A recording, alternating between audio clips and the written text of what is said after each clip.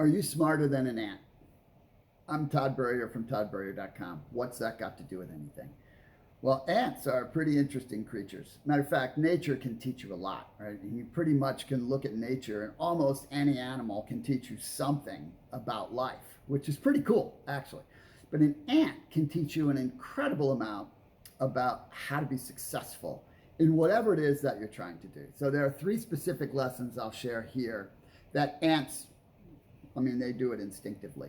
So the first is that ants are constantly proactive, right? So what does that mean? Well, think about your life and think about areas of weakness or compromise, right? So how is your health? How are your relationships, right? How are you doing financially? If you're struggling in those areas, there are areas of weakness, right? And if there are areas of weakness, there's a good chance that you're living reactively in those areas, meaning you're not being purposeful on a day-to-day basis to do something to remove the compromise and strengthen that area. In the book 3 Circles Living, I give you an absolute platform for how to do that, right? It starts with your taking care of yourself physically, right? And it's not about addressing your health when it's an issue. It's about being proactive about it day to day so that it never becomes an issue, or it's a long time before it becomes an issue. It's about being proactive in your most important relationships day to day so that they don't break. It's about being proactive in your career, proactive in developing yourself, proactive in your heart pursuits or your additional things that you want to do. By doing those things proactively, you eliminate weakness and compromise, right? You can never 100% eliminate it, but you eliminate most of it. And then that's a platform you can stand on. And so the example of an ant is in the summertime when food is abundant, ants don't just hang around and, chill.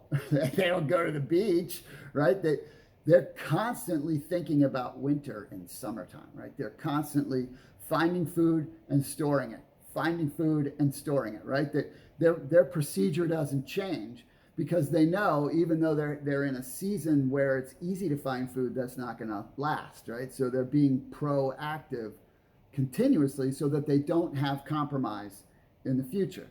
The second thing is when you get knocked down, get back up, right? So if you find an anthill in your yard, and where I live, there are tons of them, right? Here in North Carolina, Eastern North Carolina, there are tons of anthills. And if you knock one of those things over and you go back the next day, it'll be there again, right? So the ants don't sit there and go, oh my gosh, my anthill is knocked over. I don't think they do. Maybe they do for a minute, but I don't think so. I think what they do is go, all right, guys, let's build the anthill again, right? So you're going to get knocked down in whatever it is. If your pursuit is to be fit, you're going to get knocked down. If your pursuit is to do better in business, you're going to get knocked down, right? It's just the way it is. That's part of life. And so you're going to try and fail and try and fail. You're going to have situations that are difficult. You just got to come right back and get right back on the horse, right? That's what the ant does. And that's a great lesson. And again, certainly you're smarter than an ant. And then the third thing is obstacles, right? We all have obstacles. We have a variety of obstacles, right? We have the true obstacles, right, which might mean that we really are limited in our time, or we really are limited in our resources, or we really are limited in our knowledge, right, or we really do have a circumstance that's awful in our situation right now while we're trying to accomplish something. But then we also have those obstacles that are totally right here, right? That things like our comfort zone and our fears, right? Those things that are perceived obstacles. They're not real. They're just perceived. And so I want you to think about what an ant does. If you see an ant going across the floor, and you can do this little experiment, you probably already have, or you've seen this before. Put something in its way. It doesn't even break stride. It just changes direction, right? It just changes direction. If you put something in that direction, it changes direction again, right? It'll keep going. It'll go backwards, it'll go sideways, it'll go down, it'll go up, but it won't stop. That of the 3 is the most important one. Don't stop. Come from the perspective of, if you don't stop, you can, especially if it's something in your heart to do. If it's something in your heart to do, you're wired for it. You might not know how to do it yet. You might not have all the resources yet. You might not feel like you can, but the truth is you can if you're willing to not stop. A step of progress is not always forward. Sometimes it is sideways.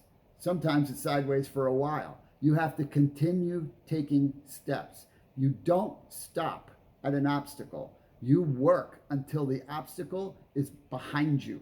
That is the nature of life, right? The obstacles are the way. The obstacles are honing you and making you better, whatever they are.